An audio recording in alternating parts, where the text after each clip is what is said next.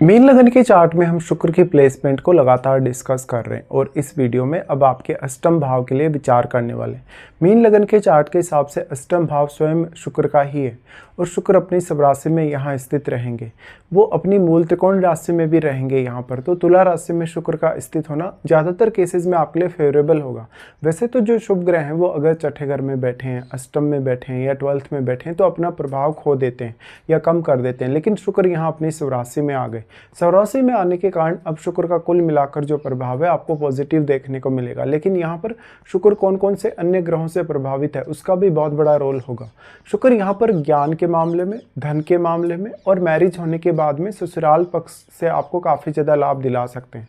इस प्रकार का शुक्र आपके लिए कोई हिडन रिलेशनशिप या अफेयर भी ला सकता है अगर उस पर कोई बुरा प्रभाव है, राहु का प्रभाव है, मंगल का प्रभाव है, इवन केतु का प्रभाव है तब। इस प्रकार का शुक्र मेनली आपके रिश्तों में हमेशा एक असमंजस की स्थिति बनाए रखेगा। चाहे आपका रिलेशन कितना ही अच्छा चल रहा है, लेकिन कभी कभी आपकी मैरिड लाइफ में इस वजह से उतार चढ़ाव भी रहेंगे। शुक्र की इस प्रकार की प्लेसमेंट होने से शुक्र अगर वक्री हो जाते हैं तो वो अपना प्रभाव यहाँ खो देंगे और वक्री होने के केस में वो क्योंकि फिर सप्तम घर की तरफ ही मूव करेंगे। ऐसे में मैरिड लाइफ में बहुत ज़्यादा असंतुष्टि का होना, जीवन साथी से बहुत ज़्यादा अटैचमेंट होना और कभी कभी बहुत ज़्यादा फ्रस्ट्रेशन होना ये संभावित है।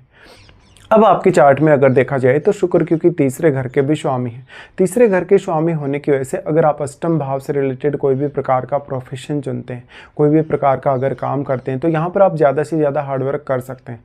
देखिए, अब जो अष्टम का शुक्र आ गया ये आपका जो प्यार है लाइफ में, यानी विवाह होने के पश्चात आप किसी को भी चाहते हैं या इवन पार्टनर के साथ भी आपकी अगर अच्छी अटैचमेंट है, वहाँ पर कुछ ना कुछ ऐसी संभावनाएं जगाएगा जहाँ पर आप कुछ ज़्यादा एक्सपेक्ट कर रहे हैं, कुछ ज़्यादा चाह रहे हैं, लेकिन सामने से आपको उतना सा सपोर्ट नहीं मिल रहा। और अगर जीवन साथी से आप काफ़ी ज़्यादा असंतुष्ट हो जाते हैं तो आप किसी अदर रिलेशनशिप में जा सकते हैं जो कि आपका काफ़ी हिडन रहेगा।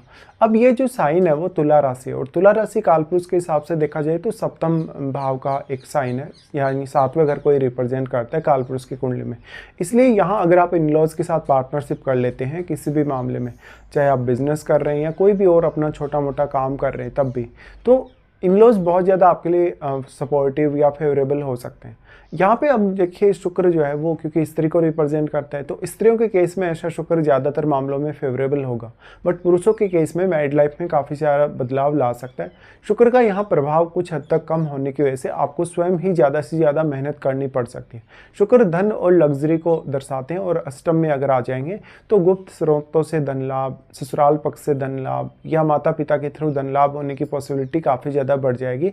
वहीं आपका सेकंड हाउस को ये मजबूत करेंगे क्योंकि अपनी दृष्टि ये डालेंगे आपके दूसरे घर पे, और यहाँ सेकंड हाउस मजबूत होने की वजह से कभी कभी आप अपने धन का, अपनी संपत्ति का बहुत ज़्यादा दिखावा भी करेंगे।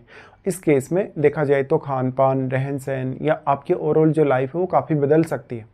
जीवन साथी के आने के बाद में आप बहुत ज़्यादा क्रिएटिव और टैलेंटेड बन सकते हैं, या जीवन साथी का जो सहयोग है आपके धन से जुड़े मामलों में, संपत्ति से जुड़े मामलों में काफ़ी अच्छा रह सकता है। शुक्र के तीसरे घर के लॉर्ड होने की वजह से ज़्यादातर आप अब अष्टम भाव के लिए जितनी मेहनत करेंगे उतनी मेहनत आपके काम अवश्य आएगी। लेकिन अगर शुक्र या तो फिर वक्री हो जाए या तो फिर वो बहुत ही ज़्यादा बैडली प्लेस्ड हो तब आपके लिए चुनौतियाँ हो सकती हैं। यहाँ पे अब शुक्र आपका मंगल से प्रभावित नहीं होना चाहिए। मंगल या राहु से प्रभावित हो, केतु से प्रभावित हो तो आपके लिए मैरिड लाइफ में बहुत ज़्यादा चैलेंजेस ला देगा। अष्टम भाव में शुक्र होने से आपका एक्चुअल में जीवन साथी क्या चाहता है और आप क्या चाहते हैं इसके बीच में बहुत ज़्यादा ये डिफरेंस क्रिएट कर सकता है और इसी डिफरेंस की वजह से आपको ज़्यादातर प्रॉब्लम्स होंगी। शुक्र के यहाँ आने से शुक्र आप में बहुत ज़्यादा हिडन टैलेंट को दिखाता है, बहुत ज़्यादा क्रिएटिव टैलेंट को दिखाता है। अब आप जितना जल्दी इस टैलेंट को पहचान पाएँ या जितना जल्दी इस अपने टैलेंट को यूटिलाइज कर पाएँ उतना ही ज़्यादा आप जीवन में प्रगति कर सकेंगे। तो धीरे धीरे इस प्रकार का जो शुक्र होगा वो आपको ज़्यादा बेहतर परिणाम दिखाएगा आपकी जो रिलेशनशिप है उसके स्टेबल होने के साथ साथ या लाइफ में आप में मैच्योरिटी आने के साथ साथ। वैसे आप जुपिटर से रिप्रेजेंट होने वाले पर्सन हैं तो आप काफ़ी ज़्यादा विवेकशील हैं, बुद्धिमान हैं या काफ़ी ज्ञानी व्यक्ति भी हैं। इसलिए अष्टम भाव के थ्रू कोई भी चेंज आएगा अगर आपकी लाइफ में तो उस चेंज को बहुत अच्छे से आप एक्सेप्ट कर लेंगे और हैंडल भी अच्छे से कर लेंगे।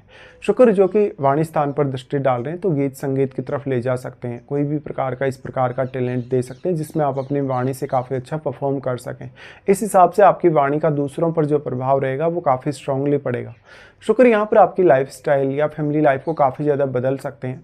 धन संपत्ति बहुत अच्छी दे सकते हैं, लेकिन धन और संपत्ति में काफ़ी उतार चढ़ाव भी रहेंगे। अब मान लो अगर शुक्र यहाँ पर फायरी ग्रहों से प्रभावित है, जैसे मंगल से प्रभावित है, इवन सूर्य से प्रभावित है, तो ये मैरिड लाइफ के लिए बहुत ज़्यादा चैलेंजिंग हो जाएगा। लेकिन आपके लिए धन कमाने, ज़्यादा से ज़्यादा लग्जरी हासिल करने, जीवन में ज़्यादा से ज़्यादा ऐशो आराम हासिल करने के लिए फिर भी अच्छा है। देखिए, जितना ज़्यादा शुक्र यहाँ क्रूर ग्रहों से प्रभावित होगा, चाहे वो राहु से प्रभावित है, मंगल से प्रभावित है, सूर्य से प्रभावित है, उतनी ही ज़्यादा आपकी अपेक्षाओं में तीव्र वृद्धि होती जाएगी। और जितनी ज़्यादा वृद्धि होगी उतना ही ज़्यादा आप धन कमाने के लिए देखेंगे।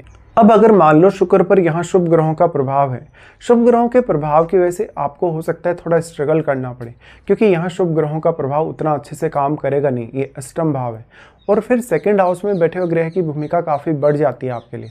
और अन्य वो भाव जिनमें बैठा हुआ कोई भी प्लैनेट यहाँ अपनी दृष्टि शुक्र पर डाल रहा हो, तो उन प्लैनेट विशेष को आपको देखना होगा। देखिए, अष्टम भाव में शुक्र के साथ बैठा हुआ ग्रह अब आपके लिए बहुत बड़ा रोल निभाएगा, क्योंकि एक्चुअल में वो ग्रह शुभ है या वो ग्रह अशुभ है, उसका बहुत बड़ा फर्क पड़ेगा। और वो ग्रह आपके चार्ट में जिन जिन भावों को प्रभावित कर रहा है, विशेषकर अपने दृष्टि संबंध के द्वारा, तो उनको भी वो बहुत ही स्ट्रांगली प्रभावित कर सकेगा। अष्टम में कोई भी प्लैनेट आएगा तो उसका असर आपकी मैरिड लाइफ पे या ससुराल पक्ष के साथ आपके रिलेशंस पे पड़ेगा। शुक्र क्योंकि अष्टम के स्वामी स्वयं है, तो यहाँ पर आपके लिए वो बहुत ज़्यादा पॉसिबिलिटीज़ ला रहे हैं, बहुत ज़्यादा ऐसी संभावनाएं ला रहे हैं जहाँ पर आप धन या संपत्ति पा सकते हैं, या खुद के एफर्ट के थ्रू भी आप काफ़ी आगे जा सकते हैं। इस हिसाब से देखा जाए, अगर शुक्र यहाँ पे राहु के साथ है, केतु के साथ है, मंगल या सूर्य जैसे ग्रह के साथ है, तो जीवन साथी आपका बहुत ही ज़्यादा सेक्रेटली आपको चीट कर सकता है, धोखा दे सकता है, या उनकी फैमिली हो सकता है आपको पर्याप्त जानकारी नहीं दे रही हो, उनकी फैमिली आपसे कुछ ना कुछ हाइड कर रही हो, या मैरिज के समय जो आपको कुछ बताया गया, जो जानकारी दी गई, पर्सनल जो जानकारी दी गई, उसमें काफ़ी कुछ गलत निकल सकता है। अब शुक्र का जो दूसरा भाव है आपके चार्ट में, वो आपका तीसरा घर है। तीसरे घर में बैठे हुए प्लैनेट को अवश्य देखिए, क्योंकि तीसरे घर में बैठा हुआ प्लैनेट आपको रिस्क टेकिंग एबिलिटी देगा, आपको हार्डवर्क करने की एबिलिटी देगा, साथ ही वो आपके नवम भाव को प्रभावित करेगा। नवम भाव को प्रभावित करने की वजह से इस बात की संभावनाएं काफ़ी ज़्यादा बढ़ जाएंगी। अगर वो एक क्रूर ग्रह है, एक आक्रामक ग्रह है, तो वो भाग्य को काफ़ी प्रबल कर सकता है। लेकिन निश्चित तौर पे ये तो बोला ही जा सकता है कि शुक्र अगर अष्टम में है, तो फिर भी आपके जीवन में धन, लग्जरी के अच्छे चांसेस हैं। और आप अगर यहाँ पर फिर रिस्क लेते हैं, कोई भी प्रकार के अगर इन्वेस्टमेंट वगैरह करते हैं, कोई भी प्रकार का लॉटरी, सट्टा या इस प्रकार का अन्य कार्य करते हैं जो कि बहुत ही ज़्यादा रिस्की है, तो आप अपना धन कुछ हद तक गंवा भी सकते हैं लालच में आके। लेकिन ऐसा तभी होने की संभावना होगी जब सूर्य का शुक्र पर प्रभाव होगा, मंगल का प्रभाव होगा, इवन राहु का प्रभाव होगा तभी। अगर यहाँ पे शनि का प्रभाव पड़ जाए शुक्र पर, तो शुक्र मोस्टली अच्छा साबित होगा, सिर्फ मैरिड लाइफ को छोड़कर। तो शुक्र एक्चुअल में आपका कितना अच्छा प्लेस्ड है, शुक्र कौन कौन से अदर प्लैनेट से प्रभावित है, उसके बाद यहाँ बात आ जाती है आपकी जो शुक्र की महादशा है उसकी। शुक्र की महादशा जो कि आपके जीवन के 20 वर्षों को कवर करेगी। अब वो आपके जीवन के 20 वर्ष कौन से होंगे जब आपको शुक्र की महादशा आएगी। देखिए, जनरली इस प्रकार की अगर शुक्र की महादशा है, इतनी लंबी 20 वर्ष की अगर महादशा है, तो अगर वो 20 वर्ष की उम्र से लेकर आपको 50 वर्ष की उम्र तक कभी भी अगर आती है, और 50 वर्ष की उम्र आते आते अगर आपकी महादशा कंप्लीट हो जाए, तो आप ये एक्सपेक्ट जरूर कर सकते हैं कि शुक्र आपको काफ़ी बेहतर परिणाम देंगे, अगर वो किसी भी बुरे प्रभाव में नहीं है। लेकिन ज़्यादातर जातकों का शुक्र या तो बुरे प्रभाव में होगा, या तो वक्री होगा, या किसी न किसी अदर प्लैनेट के साथ बैठा होगा। बहुत कम लोगों का ऐसा होगा कि शुक्र किसी अदर प्लैनेट से प्रभावित नहीं है, या अगर प्रभावित है तो वो शुभ ग्रहों से प्रभावित है। तो जो भी शुभ ग्रह यहाँ प्रभावित कर रहे हैं शुक्र को, उनकी प्लेसमेंट बहुत ही ज़्यादा स्ट्रॉन्ग होना जरूरी है आपके चार्ट में, क्योंकि वरना वो शुक्र पर उतना अच्छा प्रभाव नहीं डाल पाएंगे।